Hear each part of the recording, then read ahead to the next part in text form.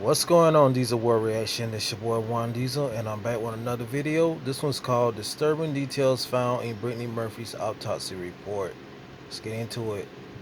Big in Hollywood when she starred in the 1995 cult classic Clueless. I remember It that seemed movie. inevitable that she would become a bona fide star as she later starred in popular films including 8 Mile, Girl Interrupted, and Uptown Girl. By 2009, though, Murphy's career had hit a dead end, supposedly due to rumors of drug use and tardiness. According to biography, Murphy was also a caretaker for her mother Sharon and husband Simon Monjack, who both had health issues. They all lived together in a Los Angeles mansion previously owned by Britney Spears, and Murphy began to star in low-budget films to pay the bills. In November of 2009, Murphy, Monjack, and her mother went to Puerto Rico so she could shoot one of these low-budget projects. During their stay, her husband and mother ended up sick with staphylococcus. By the time they returned home, Murphy had also caught the same illness. She was sick for 6 weeks but refused to get medical attention, a major factor that would later be relayed countless times as news of her death came to light. On December 20th, 2009,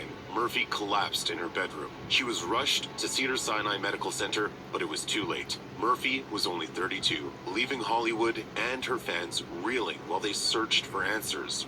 Over a decade later, Murphy's death remains unsettling, and her mother refuses to speak publicly about her death. The Los Angeles County coroner later found Brittany Murphy's death to be the result of pneumonia, anemia, and a drug overdose from both prescription and over-the-counter medication.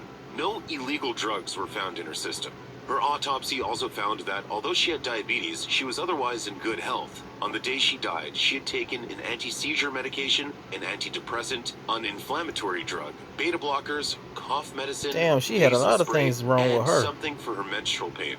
It was also concluded that her menstrual cycle had caused the onset of anemia. In addition, an article from the Mirror states that her red blood count was far too low, leaving her vulnerable to infection. On the days leading to her death, she had trouble breathing, her lungs were filling with liquid, and her lips were turning blue. The coroner concluded that if Murphy had gone to the doctor, her death could have been prevented. In other words, Murphy's death was ruled completely accidental. It was said that Murphy and Simon Monjack had become increasingly paranoid of the paparazzi and did not seek medical attention for fear of inciting media attention. 2 days before her death, Murphy finally scheduled a doctor's appointment, but she never made it.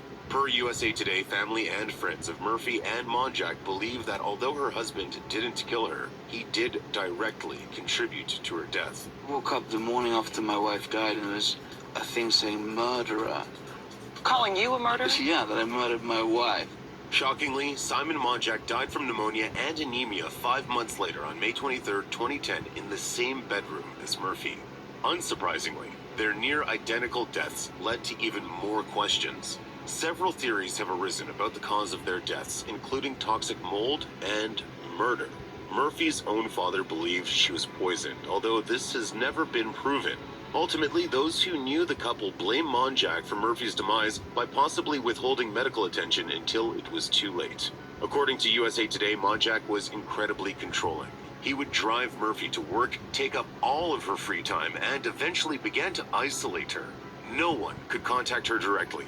Disturbingly, a director from one of Murphy's last films stated that she did not have direct access to her email address or phone. It appears that Monjack wanted complete dominance over Murphy, and rumors began to swirl that his presence made Murphy incredibly difficult to work with. Unsurprisingly, many have blamed Monjack for Murphy's inability to seek appropriate medical attention in time to save her life. Whether or not that's true will likely never be definitively proven, but those who knew Murphy and Monjack have drawn their own conclusions. If you or someone you know is dealing with domestic abuse, you can call the National Domestic Violence Hotline at 1-800-799-7233. You can also find more information, resources, and support at their website.